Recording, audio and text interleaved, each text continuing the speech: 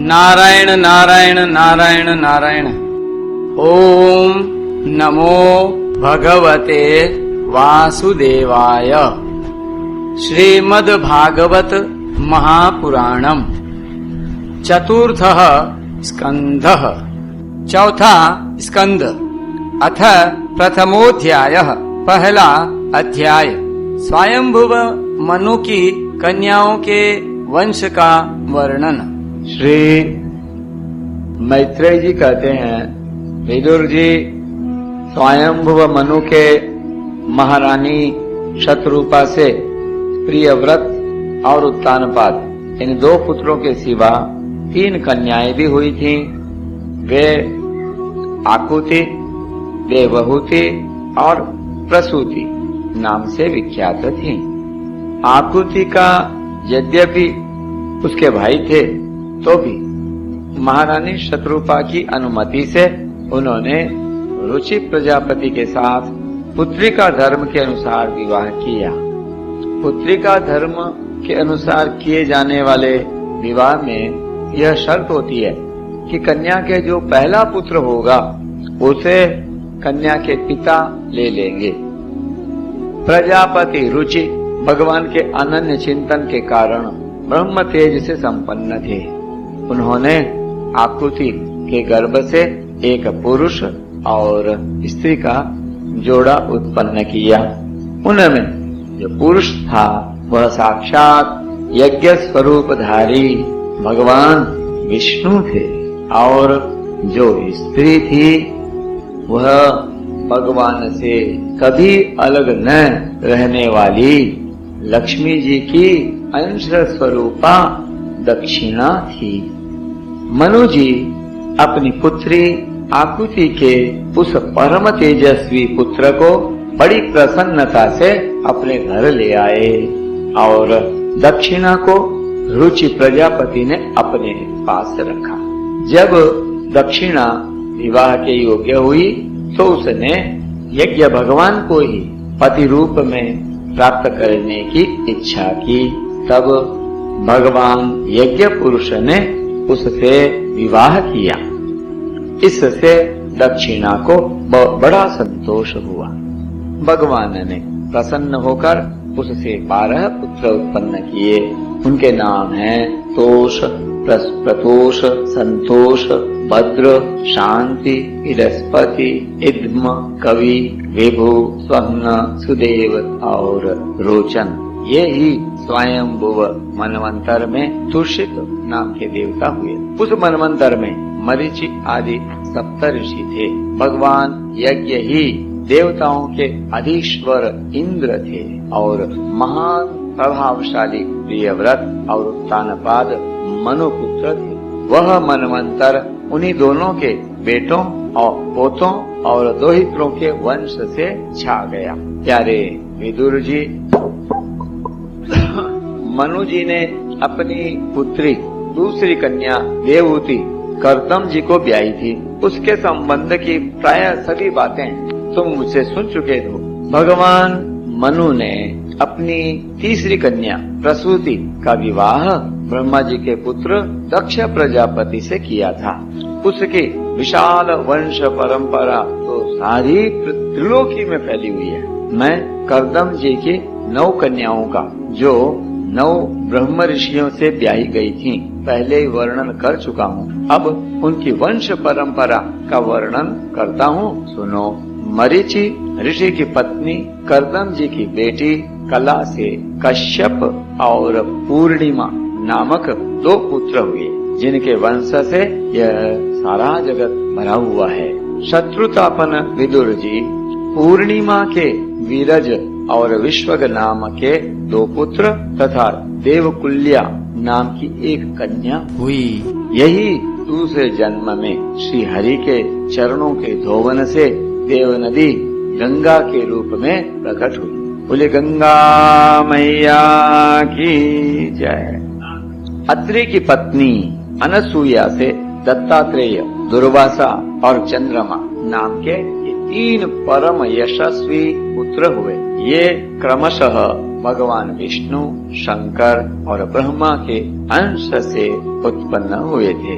विदुर जी ने पूछा, गुरुजी कृपया यह बतलाइए कि ये जगत की उत्पत्ति, स्थिति और अंत करने वाले इन सर्वश्रेष्ठ देवों ने अत्रि मुनि के यहाँ क्या करने की इच्छा से अवतार लिया था। श्री मैत्रेय जी ने कहा, जब ब्रह्मा जी ने ब्रह्म ज्ञानियों में श्रेष्ठ महर्षि अत्रि को सृष्टि करने के लिए आज्ञा दी, तब वे अपनी सहधर्मिणी के सहित तप करने के लिए वृक्ष नामक कुल पर्वत पर गए।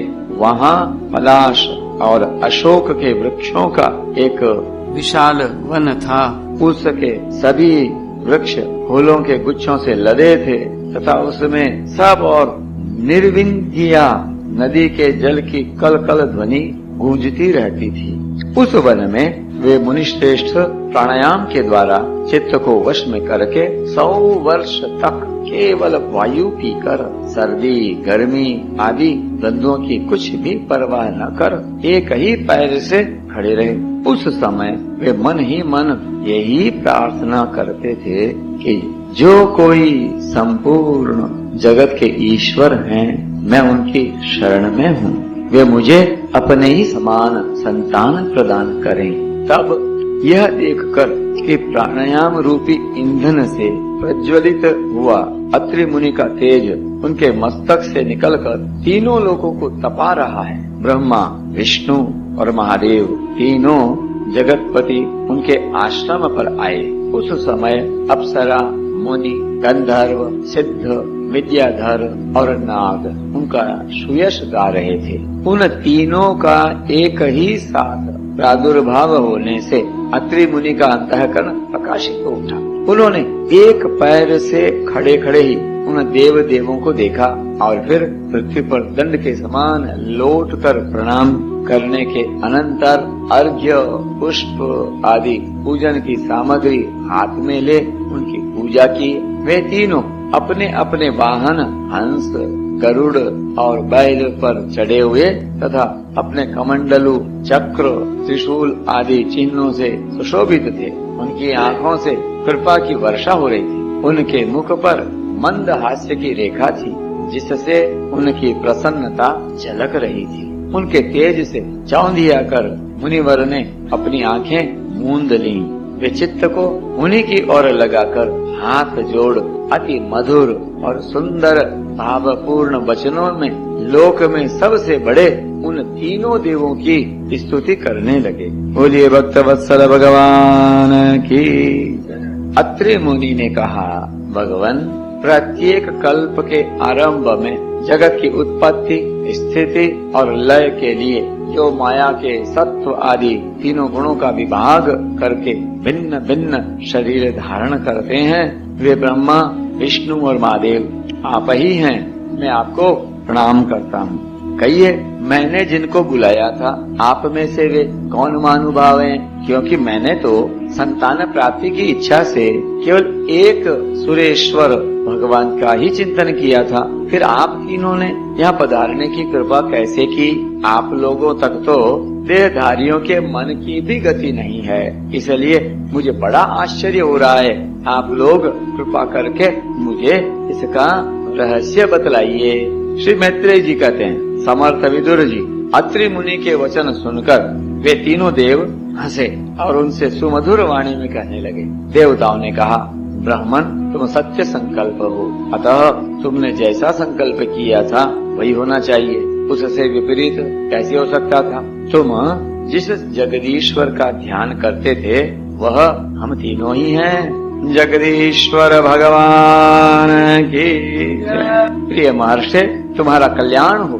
तुम्हारे यहाँ हमारे ही अंश स्वरूप 3 जगत विख्यात पुत्र उत्पन्न होंगे और तुम्हारे सुंदर यश का विस्तार करेंगे। उन्होंने इस प्रकार अभिष्ट वर देकर तथा पति पत्नी दोनों से भली भांति पूजित होकर उनके देखते ही देखते वे तीनों सुरेश्वर अपने अपने लोकों को चले गए। ब्रह्मा जी के अंश से चंद्रमा, विष्णु के अंश से योगवेत्ता दत्तात्रेय जी और महादेव जी के अंश से दुर्वासा ऋषि अत्रि के पुत्र रूप में प्रकट हुए। अब अंगिरा ऋषि की संतानों का वर्णन सुनो। अंगिरा की पत्नी श्रद्धा ने सिनी वाली, कुहू, राका और अनुमति इन 4 कन्याओं को जन्म दिया। इनके सिवा इनके साक्षात भगवान उतथ्य जी और ब्रह्मनिष्ठ बृहस्पति जी ये 2 पुत्र भी हुए, जो स्वरोचिष्ट मनवंतर में विख्यात हुए। पुलस्त्य जी के उनकी पत्नी आविर्भू से महर्षि अगस्त्य और महातपस्वी विश्रवा ये 2 पुत्र हुए। इनमें अगस्त्य जी दूसरे जन्म में जठराग्नि हुए। विश्रवा मुनि के इड़बिड़ा के गर्भ से वृक्षराज यक्षराज कुबेर का जन्म हुआ और उसकी दूसरी पत्नी केशिनी से रावण, कुंभकर्ण और विभीषण उत्पन्न। महामते महर्षि पुलह की स्त्री परम साध्वी गति से कर्मश्रेष्ठ, वरियान और सहिष्णु ये 3 पुत्र उत्पन्न हुए।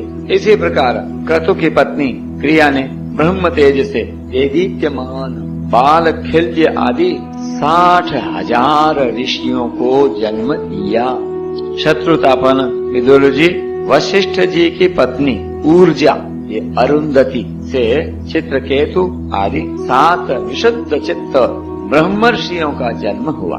उनके नाम चित्रकेतु, सुरोचि, विरजा, मित्र, पुलपण, वसुभृत्यान और युमान थे। इनके सिवा उनकी दूसरी पत्नी से शक्ति आदि और भी कई पुत्र हुए। अथर्वा मुनि की पत्नी चित्ती ने दध्यंग दधीचि नामक एक तपोनिष्ठ पुत्र प्राप्त किया, जिसका दूसरा नाम अश्वशीरा भी था। अब भृगु के वंश का वर्णन सुनो। महाभाग भृगु जी ने अपनी भार्या ख्याति से धाता और विधाता नामक पुत्र तथा श्री नाम की एक भगवत परायणा कन्या उत्पन्न की। मेरु ऋषि ने अपनी आयति और नियति नाम की कन्याएं क्रमशः धाता और विधाता को ब्याही। उनसे उनके मृकंड और प्राण नामक पुत्र हुए। उनमें से मृकंड के मार्कंडेय और प्राण के मुनिवर वेदशिरा का जन्म हुआ। भृगु जी के एक कवि नामक पुत्र भी थे। उनके भगवान उशना शुक्राचार्य हुए। विदुर जी इन सब मुनीश्वरों ने भी संतान उत्पन्न करके सृष्टि का विस्तार किया। इस प्रकार मैंने तुम्हें यह कर्दम जी के 2 हितों की संतान का वर्णन सुनाया है। जो पुरुष इसे श्रद्धा पूर्वक सुनता है उसके पापों को यह तत्काल नष्ट कर देता है। ब्रह्मा जी के पुत्र दक्ष प्रजापति ने मनु नंदिनी प्रसूति से विवाह किया। उससे उन्होंने सुंदर नेत्रों वाली 16 कन्याएं उत्पन्न की। भगवान दक्ष ने उनमें से 13 धर्म को, 1 अग्नि को, 1 समस्त पितृगण को और 1 संसार का संहार करने वाले तथा जन्म मृत्यु से छुड़ाने वाले भगवान शंकर को दी। श्रद्धा, मैत्री, दया, शांति, तुष्टि, पुष्टि, क्रिया, उन्नति, बुद्धि, मेधा, तितिक्षा, ह्री और मूर्ति ये धर्म की पत्नियां हैं। इनमें से श्रद्धा ने शुभ को जन्म दिया, मैत्री ने प्रसाद, दया ने अभय और शांति ने सुख को, तुष्टि ने मोद और पुष्टि ने अहंकार को जन्म दिया। क्रिया ने योग, उन्नति ने दर्प को, बुद्धि ने अर्थ को और मेधा ने स्मृति को, तितिक्षा ने क्षेम को और ह्री लज्जा ने प्रश्रय विनय नामक पुत्र उत्पन्न किया। समस्त गुणों की खान मूर्ति देवी ने नर नारायण ऋषियों को जन्म दिया। नर नारायण भगवान की जय। इनका जन्म होने पर संपूर्ण विश्व ने आनंदित होकर प्रसन्नता प्रकट की। उस समय लोगों के मन, दिशाएं, वायु, नदी और पर्वत सभी में प्रसन्नता छा गई। आकाश में मांगलिक बाजे बजने लगे, देवता लोग फूलों की वर्षा करने लगे, मुनि प्रसन्न होकर स्तुति करने लगे, किन्नर गंधर्व गाने लगे, अप्सराएं नाचने लगी। इस प्रकार उस समय बड़ा ही आनंद मंगल हुआ तथा ब्रह्मादि समस्त देवता स्तोत्रों द्वारा भगवान की स्तुति करने लगे। देवताओं ने कहा, जिस प्रकार आकाश में तरह तरह के रूपों की कल्पना कर ली जाती है, उसी प्रकार उन्होंने अपनी माया के द्वारा अपने ही स्वरूप के अंदर इस संसार की रचना की है और अपने उस स्वरूप को प्रकाशित करने के लिए इस समय इस ऋषि विग्रह के साथ धर्म के घर में अपने आप को प्रकट किया है। उन परम पुरुष को हमारा नमस्कार है। यो मायया विरचितम् निजयात्मनीदम् खे रूप भेदमिव तत्प्रतिचक्षणाय एतेन धर्म सदने ऋषिमूर्तिनाद्य प्रादुश्चकार पुरुषाय नमः परस्मै। जिनके तत्व का शास्त्र के आधार पर हम लोग केवल अनुमान ही करते हैं, प्रत्यक्ष नहीं कर पाते, उन्हीं भगवान ने देवताओं को संसार की मर्यादा में किसी प्रकार की गड़बड़ी न हो, इसीलिए सत्वगुण से उत्पन्न किया है। अब वे अपने करुणामय नेत्रों से जो समस्त शोभा और सौंदर्य के निवास स्थान निर्मल दिव्य कमल को भी नीचा दिखाने वाले हैं, हमारी ओर निहारें। जय हो। प्यारे विदुर जी, प्रभु का साक्षात दर्शन पाकर देवताओं ने उनकी इस प्रकार स्तुति की और पूजा की। तदनंतर भगवान नर नारायण दोनों गंधमादन पर्वत पर चले गए। भगवान श्री हरि के अंशभूत वे नर नारायण ही इस समय पृथ्वी का भार उतारने के लिए यदुकुल भूषण श्री कृष्ण और उन्हीं के सरीखे श्याम वर्ण कुरुकुल तिलक अर्जुन के रूप में अवतीर्ण हुए हैं। श्री कृष्णचंद्र भगवान की जय। अग्निदेव की पत्नी स्वाहा ने अग्नि के ही अभिमानी पावक, पवमान और शुचि ये तीन पुत्र उत्पन्न किए। ये तीनों ही हवन किए हुए पदार्थों का भक्षण करने वाले हैं। इन्हीं तीनों से 45 प्रकार के अग्नि और उत्पन्न हुए। ये ही अपने 3 पिता और एक पितामह को साथ लेकर 49 अग्नि कहलाए। वेदज्ञ ब्राह्मण वैदिक यज्ञ कर्म में जिन 49 अग्नियों के नामों से आग्नेयी इष्टियां करते हैं, वे ये ही हैं: अग्निश्वात, बर्हिषद, सोमप और आज्यप ये पितर हैं। इनमें साग्निक भी हैं और निरग्निक भी। इन सब पितरों की पत्नी दक्ष कुमारी स्वधा हैं। इन पितरों से स्वधा के धारिणी और वयुना नाम की 2 कन्याएं हुई। वे दोनों ही ज्ञान विज्ञान में पारंगत और ब्रह्म ज्ञान का उपदेश करने वाली हुई। यह हो। महादेव जी की पत्नी सती थीं। वे सब प्रकार से अपने पतिदेव की सेवा में संलग्न रहने वाली थीं, किंतु उनके अपने गुण और शील के अनुरूप कोई पुत्र नहीं हुआ, क्योंकि सती के पिता दक्ष ने बिना ही किसी अपराध के भगवान शिव जी के प्रतिकूल आचरण किया था। इसलिए सती ने युवावस्था में ही क्रोधवश योग के द्वारा स्वयं ही अपने शरीर का त्याग कर दिया था। नारायण नारायण नारायण नारायण।